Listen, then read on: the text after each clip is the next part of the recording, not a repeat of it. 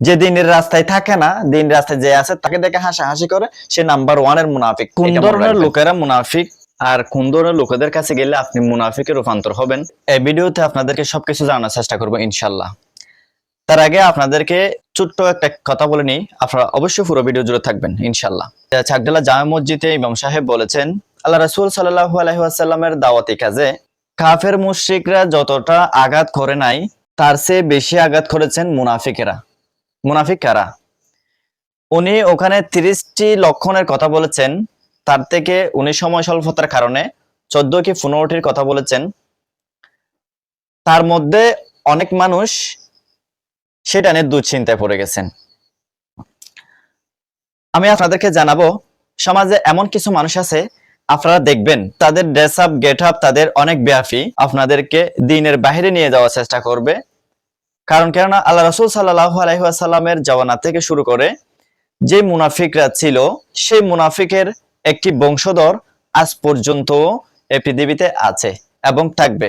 আপনারা সেই মুনাফিকের কাছ থেকে দূরে থাকার চেষ্টা করবেন। তারাই প্রকৃত মুনাফিক, যারা আপনার দ্বীনি কাজ দেখে গোপনে হাসাহাসি করে, আর যারা কাজে লেবার নিয়ে সে লেবারদের সাথে দ্বীনি আলোচনা না করে দ্বীনির বিপরীতে আলোচনা করে। গাল মারে বেশি, কথা বলে বেশি, মানে চাপা মারে বেশি, কথা বলে বেশি, কিন্তু দ্বীনের রাস্তায় কোনো কাজেও নেই, কথাইও নেই।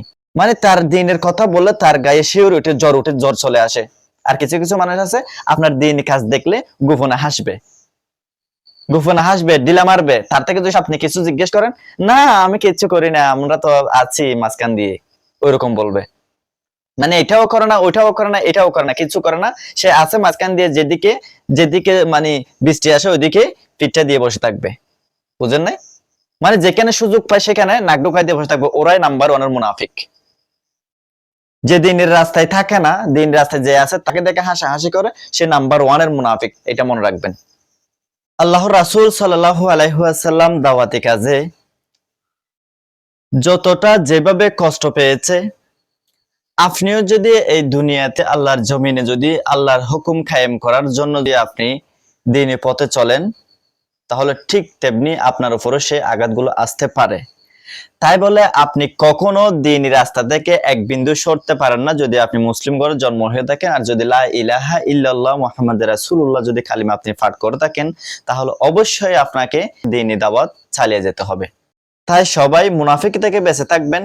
মুনাফিকি কথাবার্তা যারা বলে তাদের থেকে বেঁচে থাকবেন, তাদের আশেপাশে পাশেও যাবেন না। সমাজে সবচেয়ে বেয়াদব বের হয় কোন ফেট থেকে জানেন? মুনাফিক এবং সুদখোরের ফেট থেকেই ভদ্র বেয়াদবরা বের হয়। তাদের বাচ্চারাই হবে সমাজের সবচেয়ে নিকৃষ্ট বেয়াদব, শিক্ষিত বেয়াদব।